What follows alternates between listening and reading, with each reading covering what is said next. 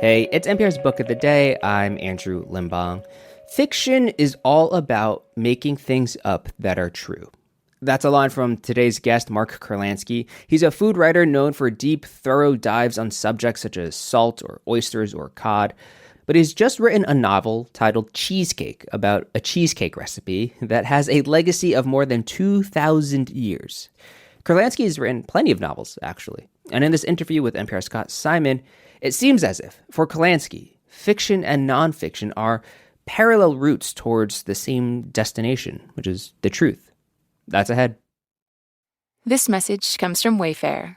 Wayfair has a huge selection of what you need for a backyard get-together. Kicking back with a cookout? Shop patio tables and grills. Maybe a pool party. Wayfair's lounge chairs and umbrellas can help you set the scene. Plus, Wayfair has lawn games. Head to wayfair.com to explore their outdoor selection. That's WAYFAIR.com.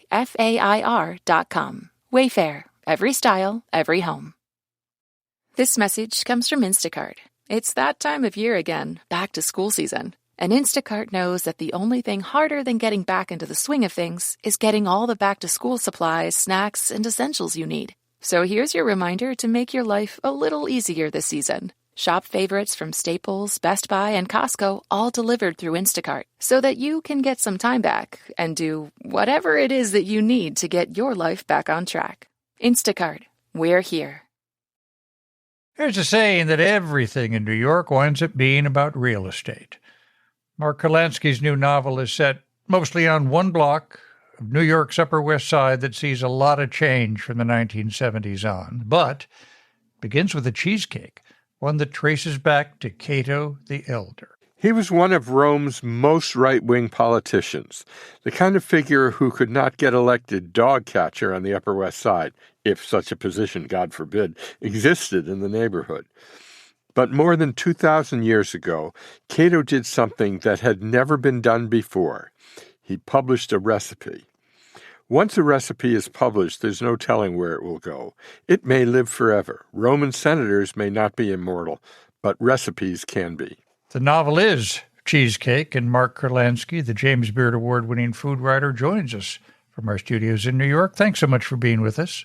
My pleasure. Tell us about the Katz Brothers Diner, as they come to call it, on this block of West 86th.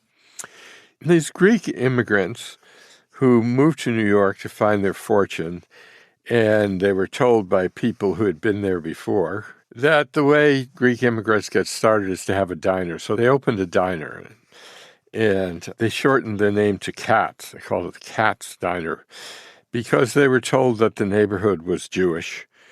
And it was a kind of a typical diner. You know, you got cheeseburgers and fries and things. The only thing special about it was that they made their own goat cheese in Queens.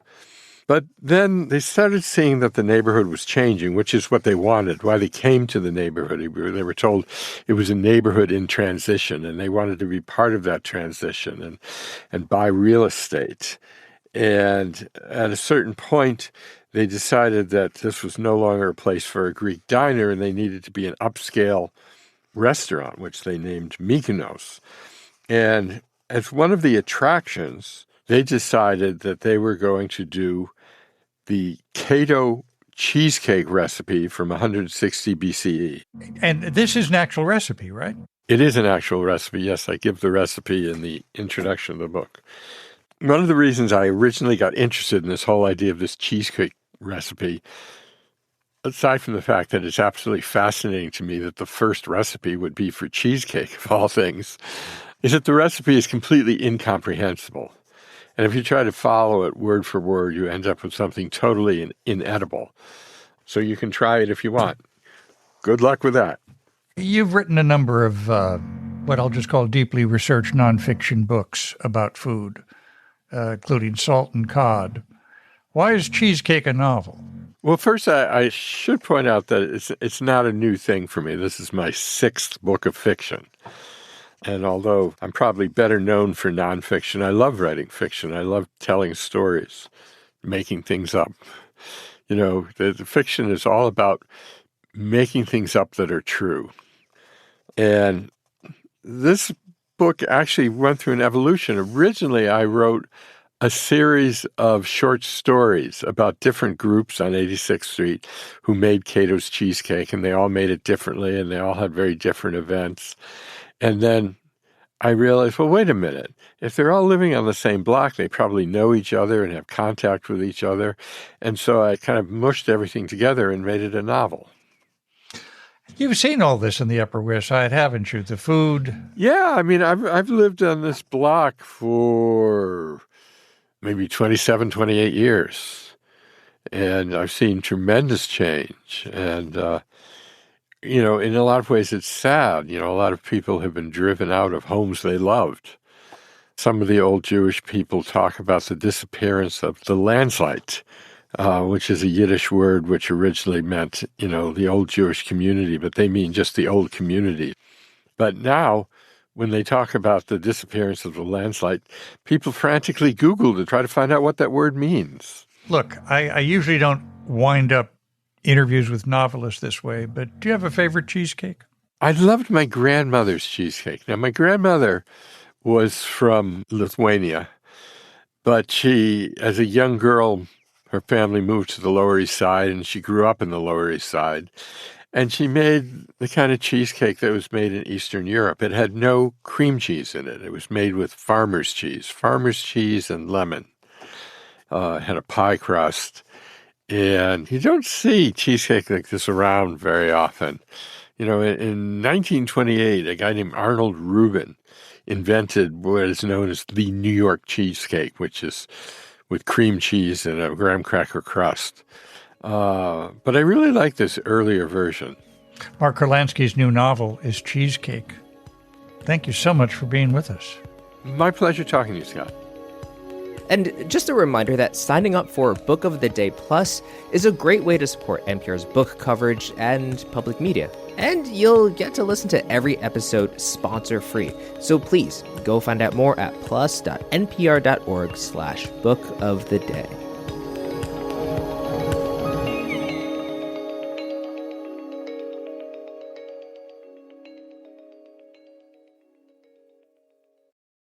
This message comes from Avid Reader Press, publisher of A Flower Traveled in My Blood by Haley Cohen Gilliland, the true story of grandmothers in Argentina searching for their kidnapped grandchildren during a military dictatorship. Available in bookstores and online. This message comes from Schwab. Everyone has moments when they could have done better, like cutting their own hair or forgetting sunscreen, so now you look like a tomato. Same goes for where you invest. Level up and invest smarter with Schwab. Get market insights, education, and human help when you need it. Learn more at schwab.com. This message comes from Mint Mobile. Mint Mobile took what's wrong with wireless and made it right. They offer premium wireless plans for less, and all plans include high-speed data, unlimited talk and text, and nationwide coverage. See for yourself at mintmobile.com/switch.